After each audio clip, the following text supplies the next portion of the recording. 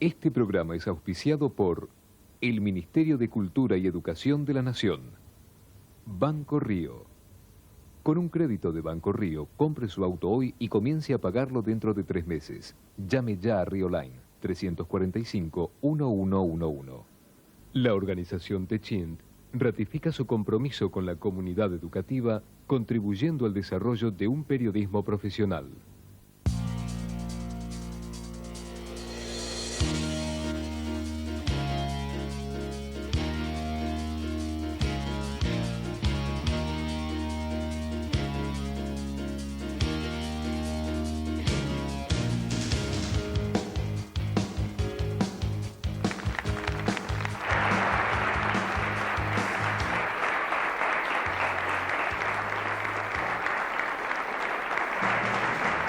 Hola, ¿cómo están todos? El periodismo que viene propone un periodismo diferente porque es producto del trabajo de los alumnos de periodismo que están finalizando su carrera. El de hoy propone un reencuentro porque por una parte están los alumnos de la Universidad de Buenos Aires que se enfrentaron ya con la Universidad Católica Argentina, ganaron con su informe y un reportaje libremente elegido, el informe sobre explotación de menores. Bienvenidos. Por otra parte está la Universidad Austral. Hola, ¿cómo les va? No estén tensos, ¿eh? Hoy va a ser un programa espléndido, espléndido. Ustedes se han medido con la Universidad Católica de La Plata y trabajaron sobre el tema auge de la astrología y la adivinación, ¿eh? Además, no es la última vez que se van a presentar porque en cualquier caso van a volver a estar el perdedor en un repechaje. Pero luego analizamos cómo es esto de un octogonal. Cuando me preguntan qué es esto, digo sí, es un octogonal no de fútbol, sino de periodismo. Para entenderlo hay que ver el programa. El tema elegido para hoy tiene que ver con el curso de muchas vidas que se ven tronchadas en demasiadas ocasiones en la Argentina y a veces hay un cambio en el curso de las vidas de familias enteras por un accidente. Es un país en el que se registran índices altísimos de accidentes. Es el tema para el informe y ofrecemos ahora un pequeño anticipo periodístico. La Argentina figura entre los 5 primeros países con mayor tasa de mortalidad en accidentes de tránsito. Casi 25 muertes diarias. ¿Por qué? Falta de señalización, iluminación y semáforos. ¡Queremos semáforos! ¡Queremos semáforos! A veces bronca, incredulidad por lo que la realidad nos trae a través de un accidente, un gran cambio en el seno de una familia y muchísimas veces la muerte como cosa irreversible. Sobre este tema y durante 15 días han estado trabajando los periodistas que nos acompañan. Yo ya les digo periodistas, porque el periodismo que viene tiene nombre y apellido. Guillermo Aristegui, 36 años. Erika Friedrich, 22 años. Nancy Fernández, 24 años. Claudia Locatelli, 24 años. Ellos integran el equipo elegido por la Universidad de Buenos Aires. Veamos ahora cuáles son los alumnos de la Universidad Austral. María Galarce, 25 años. Pilar Smith, 21 años. Gonzalo Villanueva, 22 años. Bárbara García Castro, 23 años. Ellos representan, lo repito, a la Universidad Austral. Saben que esto es un octogonal, significa que ha habido ya 4 programas, quedaron eliminados 4 de los 8 equipos, esta es la semifinal, de manera que un equipo llegará a la final y el que pierde tiene derecho a un repechaje. Nosotros vamos a presentar ahora a los miembros del jurado que gentilmente se acercan para poner su experiencia y ayudarnos a dirimir. Los invitados hoy son el periodista Antonio Fernández Llorente, periodista de Canal 13, muy bienvenido Antonio, y el profesor Jorge Monti, periodista de La Nación y en la docencia da práctica profesional en la Universidad de Belgrano. Bienvenido profesor, muchas gracias. Tenemos además al público representado por 5 personas que nos acompañan y que ya están trabajando, han leído las bases y los vamos presentando uno por uno. Mariana Echart, estudiante secundaria, Josefina Virsi, profesora y bibliotecaria, María Esther Porto, comerciante, y Leonel Nussen, estudiante, y Gustavo Claros, también estudiante. El vocero de todos ellos será Leonel Nussen. Muchísimas gracias. Y llegó el momento de comenzar. Me acerco y siempre me gusta hacerles alguna pregunta. Hoy se me ocurrió algo. Cuando los vi, me pregunté, vieron que los actores tienen una capacitación paralela. Por ejemplo, pueden hacer tap, pueden hacer gimnasia, pueden hacer cierto tipo de preparación que expande sus habilidades después para actuar. ¿Qué tendría que hacer un periodista para estar mejor preparado para la práctica profesional, además de los estudios teóricos, de lo que ya están haciendo? Erika. Y supongo que estar informado, básicamente. O sea, propones algo intelectual. ¿Vos, Nancy? Sí. Yo propongo realizar constantemente notas, investigaciones, en fin, la práctica es sumamente necesaria. Guillermo. Bueno, yo creo que estar con la gente, ¿no? No solo la formación teórica, sino correr la calle, digamos. Transcurrir, digamos, por los lugares donde está la gente. Claro. Claudia, que está muy resfriada hoy, ¿te sentís mejor? ¿Estás con fiebre? Sí, más o menos. Bueno, ninguno habló del cuerpo, oratoria, gimnasia, ¿nada de eso? Sí, depende en el lugar que vos quieras estar situado en los medios, ¿no? Bueno, pero no está en el imaginario de ustedes todavía. No, yo diría que más me acercaría a lo que dijo Nancy, a la práctica. Muy bien. Gracias y vamos al informe cuyo tema sería la epidemia de los accidentes de tránsito o los accidentes de tránsito en la Argentina. Guillermo, te escuchamos. Bueno, como decía la introducción, la Argentina está ubicada en un lugar especialmente malo en relación a los accidentes de tránsito. No solo en comparación con los países del primer mundo, sino también con los países de Latinoamérica. Entonces nosotros preguntábamos cuáles eran las causas para estos índices. De manera que nuestro enfoque sería multicausal, pero teniendo en cuenta los 5 minutos, que es el tiempo del informe, tuvimos que privilegiar las causas más importantes que, de acuerdo a los testimonios que recogimos, surgían como las significativas, ¿no? Pedimos el informe ¿Cómo no? al director. Fernando, por favor.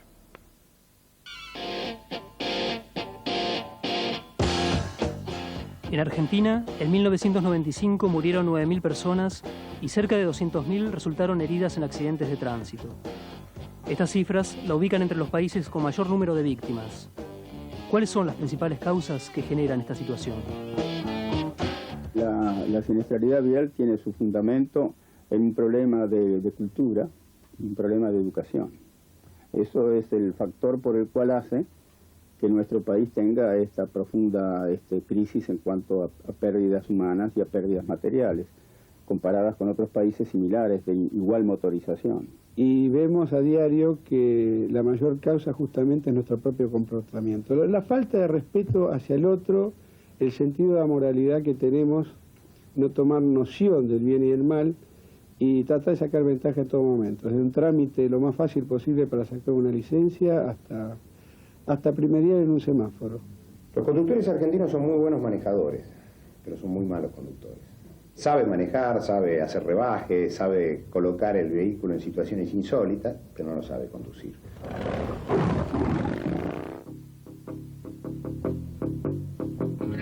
La aceleración de la vida cotidiana y el culto por la velocidad también forman parte del problema. Tenemos 90.000 kilómetros de muy buena transitabilidad, pero no son para ir a 160 kilómetros por hora.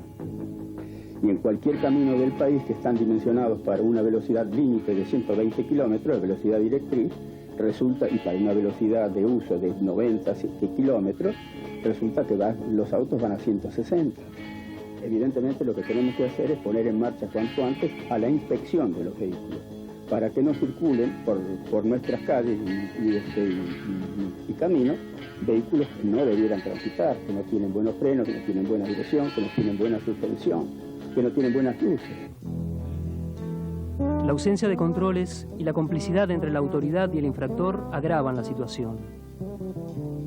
Y así como para el infractor cruzar una luz roja es una picardía, en todo caso es ganar un tiempo, la autoridad en ese mismo marco de cultura hasta se da el lujo de decir lo dispenso, lo disculpo, o en algún supuesto medio como los que señalábamos de marco de corrupción, lo coimea. Ahora necesitamos que el poder de policía se ejerza con seriedad y con limpieza. Y en ese sentido, si no hay un control y no hay una penalización cierta y eficaz, no se puede hacer nada. La falta de rigor en la penalización y una justicia lenta muchas veces ampara la irresponsabilidad de los conductores. Mi hijo salió de casa a las 5:30 de la tarde, 5:30 de la tarde rumbo al colegio. Tenía 17 años Hizo 2 cuadras para parar el colectivo y estando parado en el cordón de la vereda, pasó un individuo a 100 kilómetros por hora, no le dio tiempo a cruzar, y lo levantó en el aire, 3 metros voló, se dio la fuga, dobló en la siguiente calle y cuando dobló casi agarró a 2 chicos más. La justicia, el problema que tiene es que tiene leyes que a mi criterio están caducas, que no sirven, como son el homicidio culposo, las lesiones derivadas de accidentes, que tienen penas irrisorias. Y ellos estaban parados en una avenida y venía un señor que venía a 120, no los vio y se los llevó por delante. Mi hijo falleció en el momento. Pero no solamente atropelló a mi hijo, sino también atropelló a los amigos de mi hijo también. Lo grave es que entran por una puerta y salen por otra. Lo grave es que siguen conduciendo por el principio de la culpabilidad, de que todo ser humano es inocente hasta que se prueba que es culpable. Entonces, durante un procedimiento que dura 3 meses, por ahí después le quitan el registro, porque la inhabilitación es una de las penas que le corresponde. Pero si le quitan el registro después de 3 años, y durante esos 3 años manejó y cometió otro hecho ilícito, y bueno, la idea también es que se lo quiten durante el procedimiento. Que alguien haga algo, porque no puede ser que se esté matando a gente como si fuesen animales y nadie dice nada. Nadie, ni la justicia, ni la policía, nadie hace nada. Aún no se observa la decisión política de implementar un programa nacional que contemple la educación vial, la rigurosidad de las penas y mayores controles por parte de las autoridades. Los estragos causados por el consumo de alcohol también son desatendidos. Si no se modifican estas cuestiones de fondo, los argentinos seguiremos expuestos a afrontar riesgos innecesarios y a lamentar la pérdida de más vidas humanas. Salir al tránsito en este momento es jugar una ruleta rusa, en la cual la probabilidad de perder son muy grandes.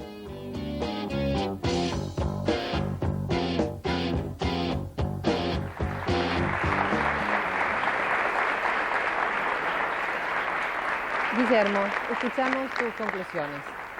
En conclusión quería destacar un testimonio del doctor Dalbón, que lamentablemente en el transcurso de la semana fue víctima de un secuestro y fue sometido a torturas por organizar las marchas de silencio de las víctimas de familiares de accidentados. Queríamos acercarle nuestra solidaridad a él. Muchísimas gracias. Vamos a nuestra primera pausa, seguimos con los periodistas que se están preparando para hacer el periodismo que viene y agradecemos mucho la presencia de los chicos, les diremos luego a qué colegio pertenecen. Muchísimas gracias.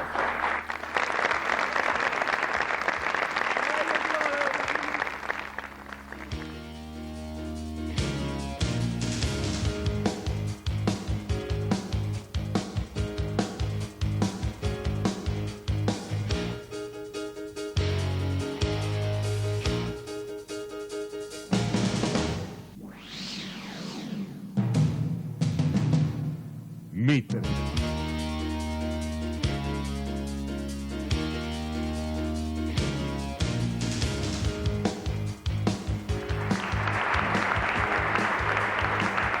Queremos agradecer muy especialmente los aplausos que vienen de también estudiantes, chicos que están en el nivel secundario todavía, pertenecen al Bachillerato de Orientación en Comunicación Social del Instituto Fundador Don Francisco de Merlo. Muchas gracias. Entre ellos hay varios que ya han decidido por el periodismo. Veremos si después de la experiencia de hoy se afianza o no su vocación. Y hablando de vocación, bueno, no recuerdo si en el programa anterior se los pregunté, pero ¿cuál fue la reacción familiar, Bárbara, cuando te decidiste por el periodismo? La reacción familiar fue sumamente positiva porque realmente comunico desde siempre y me parece que el tema de la comunicación social... Desde la cuna decía, claro, yo te voy a entrevistar mamá. Sí. Gonzalo. Entonces, mis padres me apoyaron también terriblemente. Yo soy mendocino, así que me vine desde Mendoza para estudiar y siempre me apoyaron, me dijeron lo importante, si decidía ejercer el periodismo, porque la comunicación social sabemos que es muy amplia, trabajar el tema de la verdad, que es fundamental en el periodismo. Pilar. Yo también, aparte, vengo de una familia de periodistas, mi abuelo, mi papá, así que es como que lo llevo en la sangre, así que me apoyaron 100%. Creo que María es la que nos va a presentar el informe, ¿verdad? Sí. Te escuchamos. El enfoque, recordamos a quienes nos acompañan, es sorteado. Hay un grupo que elige en primer lugar el enfoque y ustedes tuvieron el resto, ¿verdad? Así es. Así que tuvieron que decidir después del enfoque elegido por los alumnos de la Universidad de Buenos Aires. ¿Cuál fue el elegido por ustedes, María? Nosotros, al iniciar la investigación, observamos que la mayor parte de los accidentes se producen en los jóvenes. A partir de ahí, nuestra intención fue descubrir qué manifiestan los jóvenes al conducir. Y en eso consiste nuestro informe. Lo pedimos. Señor director.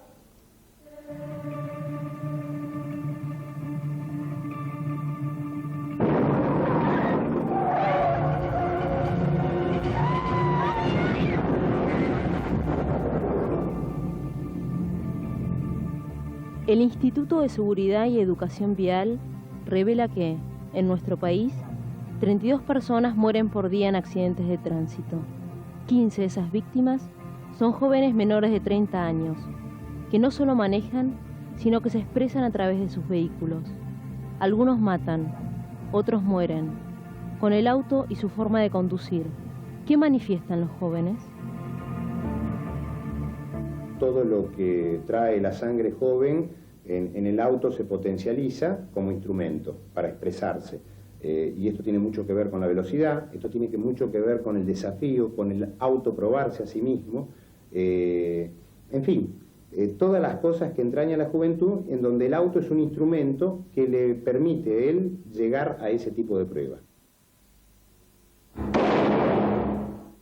El hombre, joven, adolescente, está pasando por una situación donde se siente bastante inseguro acerca de su virilidad, de su potencia, su identidad está en formación, entonces no está muy seguro de sí mismo. El auto y la velocidad y el no tenerle miedo a nada y el ganarle a otros con el auto sería como una buena muestra de que efectivamente él no tiene nada que temer.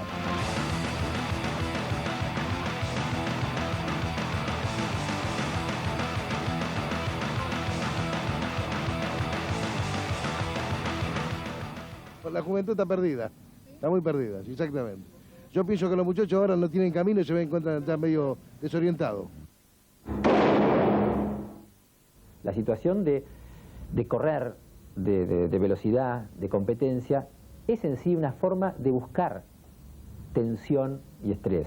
La persona que está manejando y está compitiendo y está corriendo contra otros, está buscando un estrés, pero es un estrés placentero, como el estrés que uno busca en los videojuegos. Pero es una situación de tensión placentera que distrae de otras situaciones de tensión que uno habitualmente no puede manejar. Dificultades personales, familiares, laborales, académicas, etc. A veces, bueno, cuando me peleo con mi novia también, por algunas peleas o algo, me la desquito con la moto. Salgo a andar rápido. La mayor cantidad de accidentes de tránsito en los jóvenes se produce los viernes y sábados de 10 de la noche a 6 de la mañana. El alcohol y el exceso de velocidad son las causas principales de los choques. El tema de reconocer el peligro, el riesgo, es muy difícil por parte de los jóvenes. En general, la fantasía es de inmortalidad. Los jóvenes no están pensando en la muerte, ni quieren saber nada con la muerte. La muerte es un límite y en general, cuando somos muy jóvenes y empezamos a descubrir las potencialidades que tenemos, y tenemos todo un mundo por delante, y tenemos teóricamente toda una vida por delante, no queremos ni pensar en los límites. Por ende, reconocer riesgos y reconocer que tenemos que tomar medidas para prevenirnos de esos riesgos, es como reconocer límites y nos joroban. Nos cuesta llegar al límite de la pasión, al límite de todo. Al límite de todo, llegar a todo, ¿entendés lo que te digo? Especialmente cuando nos dejan. Claro. Porque si no nos dejan, no, nos cortamos, pero cuando nos dejan nosotros llegamos hasta el límite.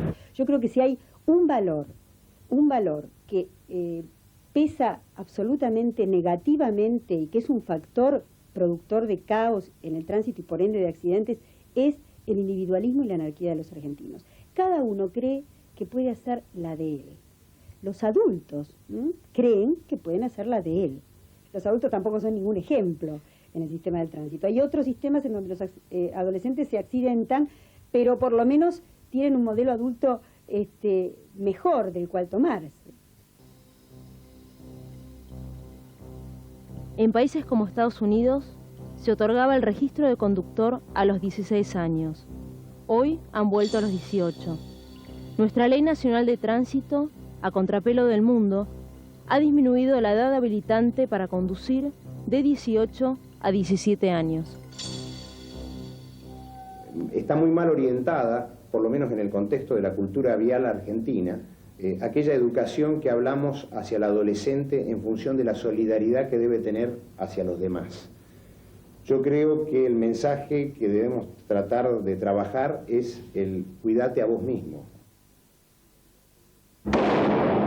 Mayor consejo que daría en esta situación y en esta cultura argentina es cuídense.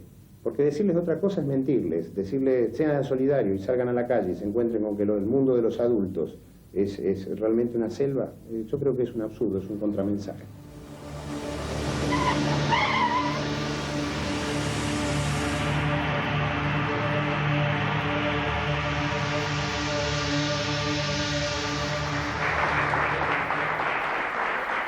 María, cierre del informe. Bueno, a nosotros nos parece muy importante resaltar que un cambio en la educación vial no es suficiente para revertir esta situación, sino va acompañada de una revisión de valores, primero por parte de los adultos, quienes debieran ser ejemplo de los jóvenes. Gracias. Vamos ahora a dirigirnos a los miembros del jurado que han estado escuchando muy atentamente. Piensen que tienen la oportunidad de ver el informe como ustedes una sola vez, que pueden tomar nota y que luego que tendrán que, sumando a este primer trabajo el segundo, determinar quién de los dos equipos merece hoy ser el ganador. Vamos entonces a preguntarles para conocerlos un poco más. Primero a Antonio Fernández Llorente. Le vamos a preguntar si su decisión vocacional fue clara, cuántos años tenía cuando decidió por el periodismo y qué pasó. Yo me encontré un dilema cuando salí del servicio militar, en el 78. Entonces no sabía qué hacer. Y entonces entré en Derecho. Hay un dicho que decía, serás lo que debas hacer o serás abogado. Y entré en Derecho de algunas materias y después estudié otras carreras también. Y finalmente a mí me gustaba el periodismo siempre, pero no sabía dónde estudiarlo, cómo estudiarlo. Más en esa época, en la década del 80, era muy difícil conseguir una universidad de periodismo. Se hablaba de La Plata o Loma de Zamora nada más. Finalmente ingresé a la Escuela de Periodismo, me recibí, mientras tanto iba trabajando en algunos medios haciendo deportes. Y bueno, allí, o sea, no fue mi primera vocación, inclusive empecé a trabajar grande, empecé a trabajar a los 26 años. Bueno, no es una forma de decir, tenía claro, compañeros de 21, mis compañeros de escuela eran de 21 años, 20 años. Te sentías el mayor. El más viejo. Hablando de vejez, experiencia, no quiero decirle al profesor Jorge Monti que lo sea, digo que la experiencia, usted confesó 30 años de profesión ya, ¿verdad? Sí. ¿La experiencia lleva al escepticismo o a la sabiduría en materia de periodismo? No, yo creo que a la sabiduría. La experiencia que uno va recogiendo, Canela, a lo largo de los años en que desarrolla esta profesión, realmente uno llega a esa conclusión. A diferencia de Antonio, antes que me lo preguntes, yo a los 17 años, 18, ya tenía decidido que iba a ser periodista. Seguramente porque mi abuelo, uno de mis abuelos, había sido durante casi 50 años periodista. Pero de otro periodismo. No, del periodismo Perdón, gráfico. se me cayó la lapicera. Sí. El periodismo gráfico como el que yo elegí. Cuando digo de otro periodismo me refiero a que los tiempos cambian para cierto. El periodismo también, sí, ¿no? Sí. Y bueno, o sea que yo desde muy chico viví en mi hogar lo que era esta profesión y la abracé, ya te digo, 17, 18 años y a los 21, 22 años ya estaba trabajando en La Nación. Muchísimas gracias a los dos. Siguen trabajando junto a los miembros del jurado que representan al público y aquí aprovecho para invitarlos a ustedes. Quienes desean ser miembro del jurado representando al público solamente tienen que llamarnos al 393-1888. Estamos además en el internet, a donde pueden encontrar, ahí están los datos en la pantalla, todo lo que se refiere al periodismo que viene. Vamos a nuestra pausa, nos reencontramos con la segunda parte del trabajo de los periodistas del futuro. Muchísimas gracias.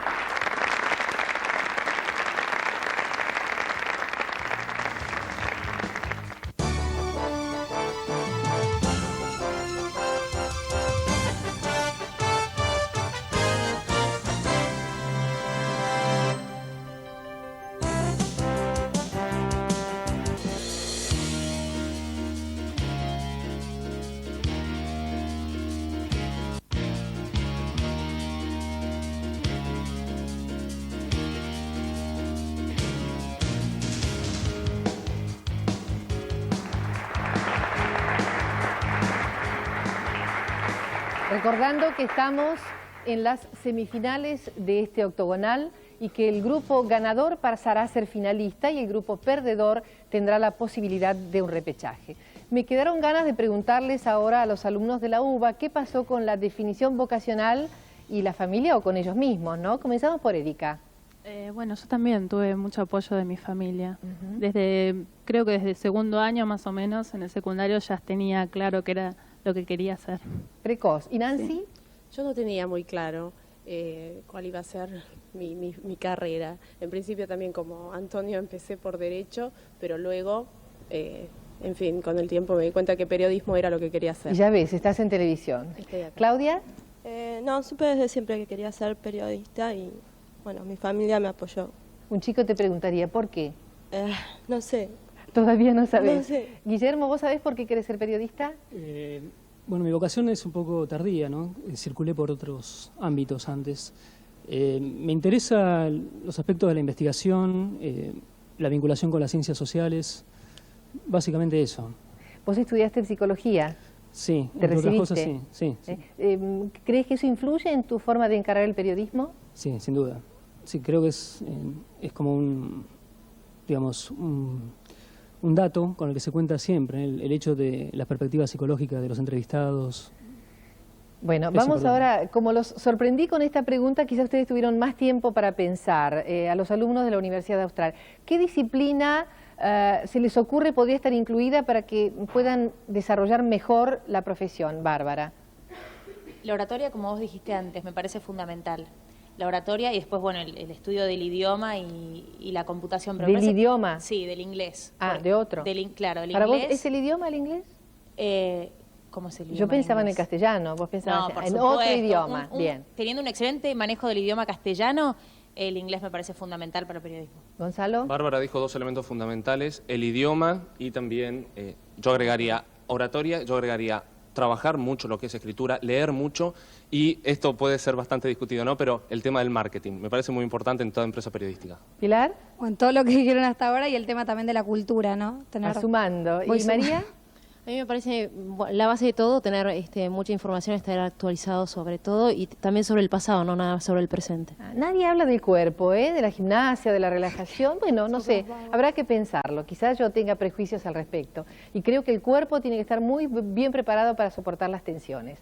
Vamos ahora al trabajo concreto, es la elección de un entrevistado o de varios entrevistados sobre un tema libremente elegidos y les corresponde a la Universidad de Buenos Aires explicarnos quiénes son los invitados. Bueno, queríamos presentar a Alberto Saba y a Carlos Villalba. Alberto es actor, es mimo, es artista, es coordinador artístico del Frente de Artistas del Borda y Carlos es paciente del Borda y es coordinador de pacientes del Frente de Artistas del Borda. Nos parecía interesante invitarlos porque ellos tienen una perspectiva de la salud mental que se diferencia bastante de lo que es la perspectiva tradicional. La primera pregunta para Alberto sería, primero, ¿qué es esto del Frente de Artistas del Borda y quiénes son estos artistas? Bueno, el Frente de Artistas del Borda es un movimiento que surgió dentro del hospital hace 12 años con una actitud de cuestionamiento a la institución manicomial.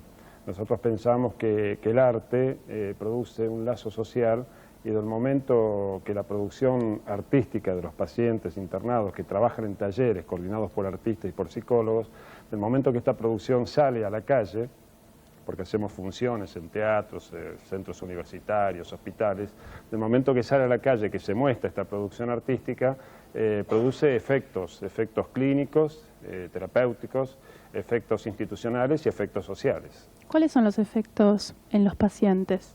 Bueno, el efecto clínico en los pacientes sería que esta persona que está de alguna manera abandonada, aislada, maltratada dentro de un manicomio, que casi se considera hasta un objeto abandonado, el arte lo conecta con un deseo, que es poder hacer algo que quiere hacer y que le gusta hacer.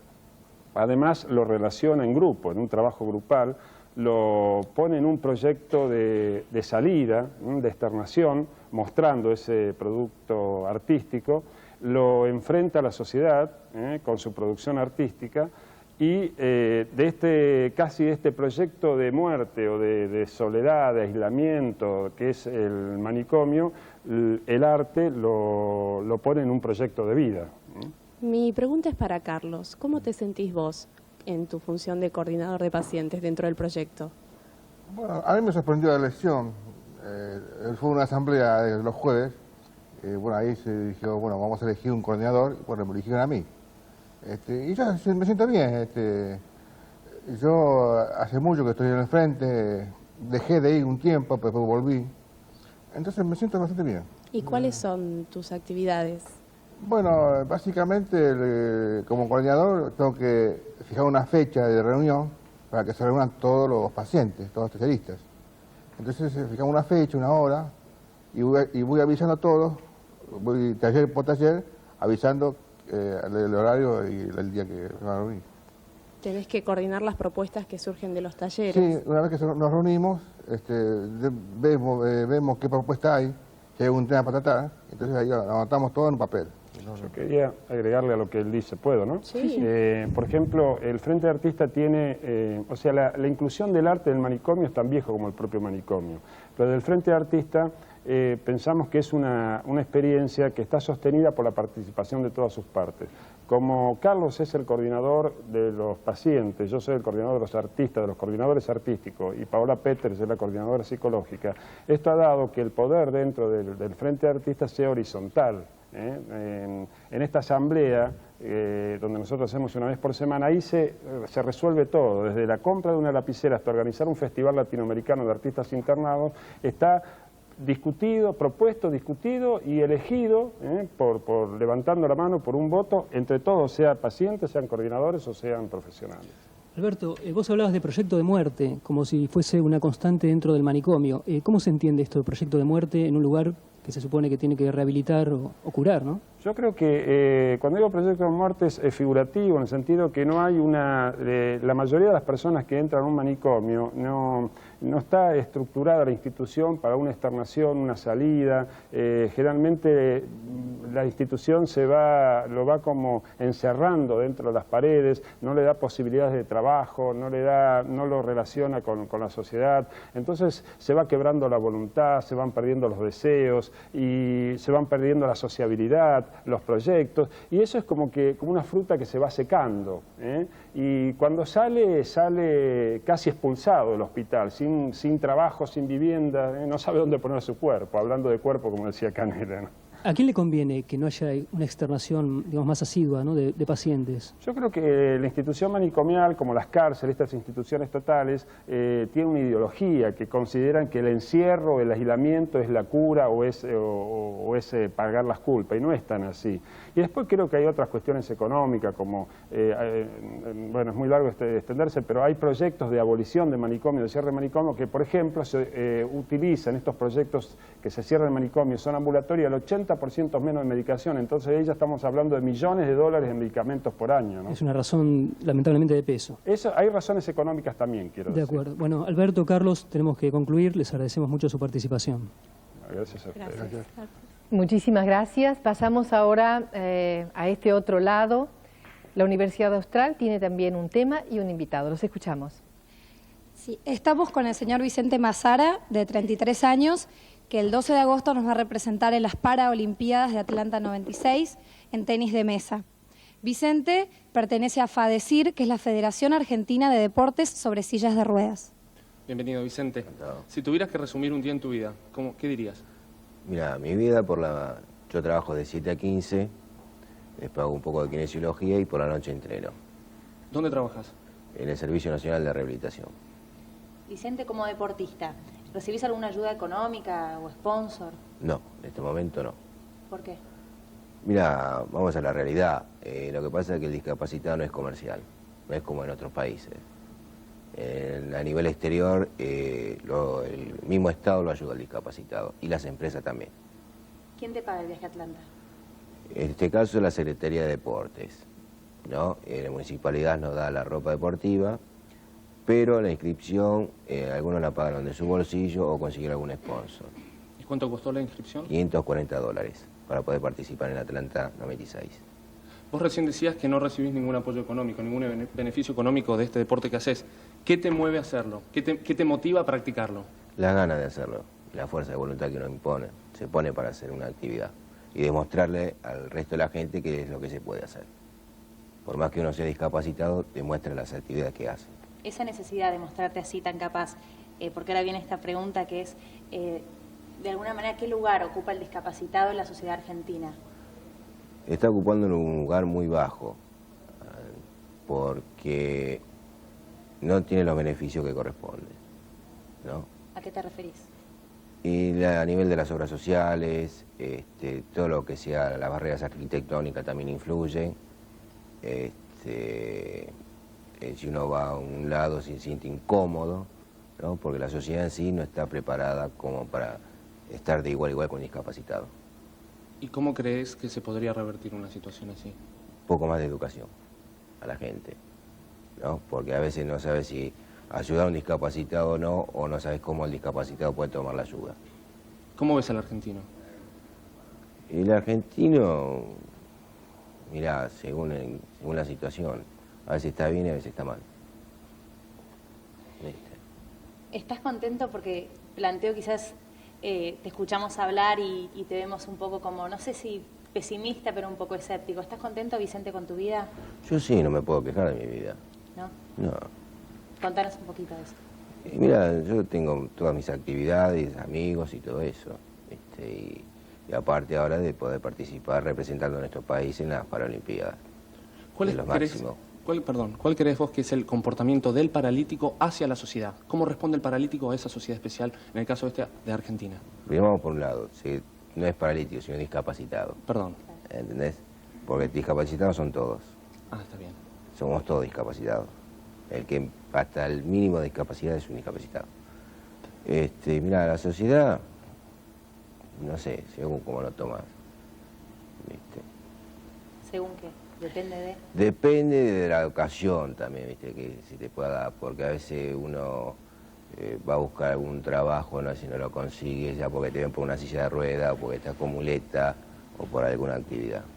Volvamos un poquito a Atlanta, ¿no? Que es bastante actual el tema, porque bueno, como decía Pilar, el 12 de agosto nos estás representando. ¿Qué se siente llevar la camiseta argentina, Vicente? Es un peso muy grande. ¿Peso así como presión o como orgullo? ¿Cómo lo sentís? No, como orgullo mejor.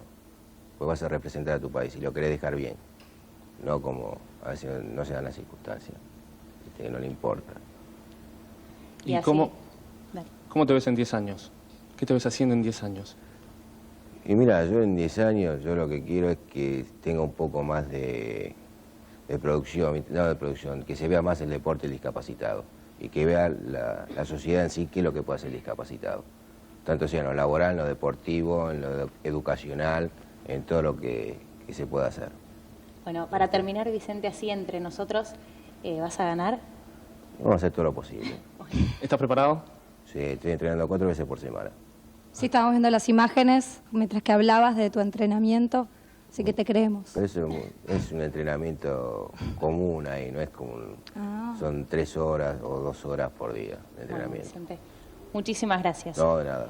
Creemos que bueno, testimonios como el de Vicente nos hace realmente replantearnos hacia la sociedad argentina. Nosotros como sociedad sí muchas veces no somos injustos con gente como Vicente, tan valiosa, pero por el hecho de ser diferentes que los discriminamos y los hacemos sentir muchas veces como él se siente de solo, ¿no?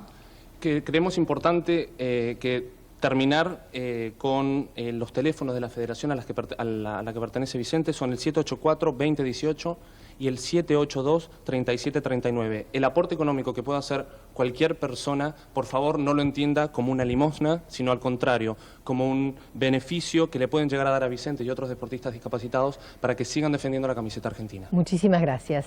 Damos por finalizada aquí la presentación de los dos grupos. Ha sido un informe periodístico con un tema elegido por nuestra producción y ahora un entrevistado cuyo reportaje ustedes han podido apreciar y seguir como seguimos nosotros ambos reportajes. Hubo aquí un enorme silencio en el estudio. Los miembros del jurado han estado trabajando, siguen trabajando.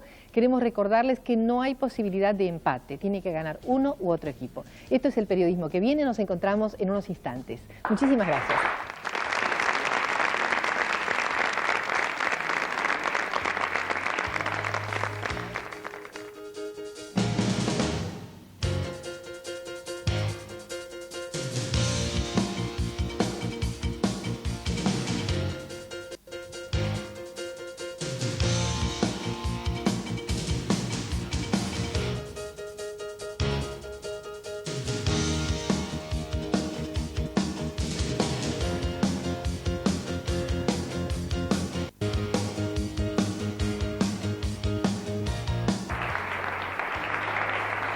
como compensación al trabajo de los miembros del jurado que realmente han trabajado mucho y también al equipo que no gane hoy. Tenemos un libro periodístico que nos ha enviado Editorial Sudamericana, es el de nuestro colega Pepe Eliashev a las 6 de la tarde, síntesis de su trabajo editorial en el programa de Radio del Plata. Así que muy bien, un libro para todos los que estamos trabajando aquí y un agradecimiento muy especial para un grupo de empresas. La primera es una empresa con la que todos tenemos que ver, que es el Ministerio de Educación.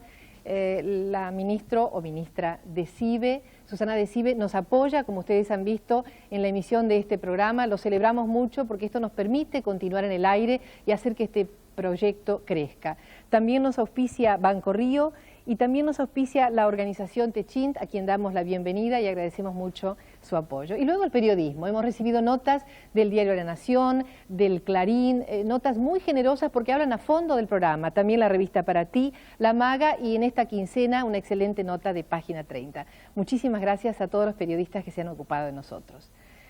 Y ahora sí, llegó el momento final del programa con el veredicto. Estamos mirando fijo a los miembros del jurado. Convocamos en primer lugar a Antonio Fernández Llorente, que nos dé su fundamentación y su voto, por favor.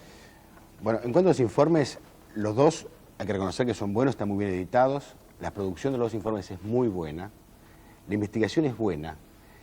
Yo voté, teniendo en cuenta que era un tema más específico, era más difícil, era muy bien estuvo muy bien resuelto, a mi juicio. Elegí el informe de la Universidad Austral. Me pareció muy bien encarado y me parecía muy difícil resolverlo a partir de los jóvenes, porque el desafío era más grande. Y me gustó cómo lo resolvieron y aparte tocaron un tema que es muy importante, que es la calle. El informe anterior me pareció que faltaba la calle, faltaba el auto, el conductor, el taxista, por ejemplo. Acá estaba el chico borracho, que era importante también, y mostraron la falta de límites que muchas veces tienen los jóvenes en la República Argentina. Por eso elegí por este informe. En cuanto a los reportajes, obviamente los dos estuvieron muy bien electos los personajes. Los reportajes me gustaron los dos personajes. Pero, por ejemplo, hubo una pregunta que después agarraron, que es fundamental en el periodismo, que es la repregunta. Y el ir y venir con el entrevistado. A nosotros, muchas veces, cuando tenemos un entrevistado bastante difícil, caso un presidente, muchas veces no hay que ir a los bifes directamente, como decimos los periodistas. Hay que buscar una manera de entrar. Me parecía que en este caso había que haber entrado derecho viejo, como decimos también los periodistas, a los bifes. Me gustó cuando entraron los chicos de Austral, cuando preguntaron un día en tu vida. También me gustó cuando Guillermo retomó el tema del encierro. Pero me pareció mejor tratado el tema por Universidad Austral, por eso voté por Universidad Austral. Un voto entonces para la Universidad Austral. Muchísimas gracias, Antonio. Ahora le preguntamos a Jorge Monti.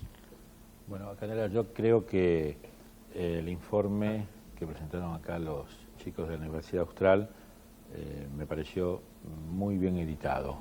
Con eso no quiero decir que el trabajo de los futuros colegas de la Universidad de Buenos Aires no haya sido bueno, pero me impactaron algunas cosas que ellos me echaron, los de la Austral, con efectos especiales cuando hacían las imágenes que ellos tomaron de las calles para basar sus testimonios. También me parecieron buenos los testimonios, más que buenos, interesantes, de las personas que recurrieron, mejor dicho, los especialistas que tomaron para el tema. Y inclusive los chicos de la calle que basaron en sus testimonios. Y en cuanto a Vicente, me quedo con la entrevista de estos jóvenes. Les vi sobre todo algo muy importante, que es el ping-pong entre la pregunta y la respuesta que hicieron. Lo manejaron muy bien y me quedo con el trabajo. Entonces, un voto para la Universidad Austral. Muchísimas gracias, Jorge Monti. Le preguntamos ahora a Leonel Nussen, que es vocero de los miembros del jurado, que son Mariana, Josefina, María Esther y Gustavo, que nos dé también su voto y su fundamento. Te escuchamos. Bueno, nosotros votamos tres puntos para el equipo de la UBA y 2 para la Universidad Austral. Los justificamos porque la UBA apunta a la falta de políticas de educación vial, a la falta de control y penalización, y es evidente que los ejemplos que muestran en el informe infieren en la actitud de los adolescentes para percatarse de que es un problema de todos.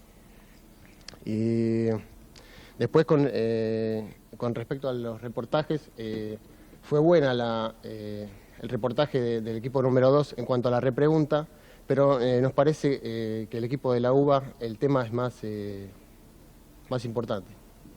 ¿Les pareció a ustedes más importante? Sí, sí, sí. Entonces el voto es para la Universidad de Buenos Aires. Sí. De todas maneras, es 2 votos para la Universidad Austral, 1 voto para la Universidad de Buenos Aires. Les agradecemos muchísimo el trabajo que han realizado. Ya ven ustedes que no es fácil dirimir.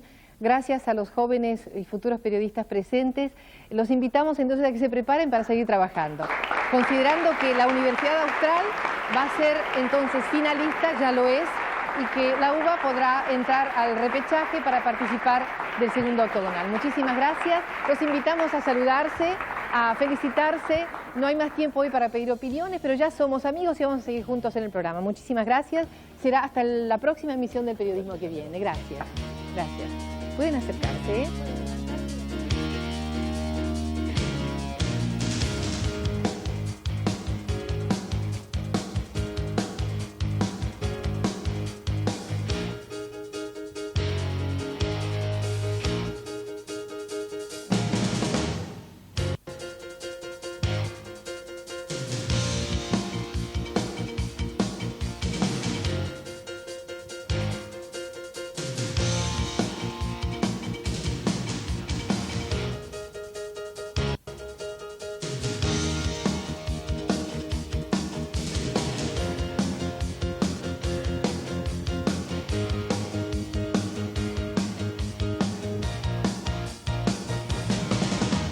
Este programa fue auspiciado por el Ministerio de Cultura y Educación de la Nación, Banco Río,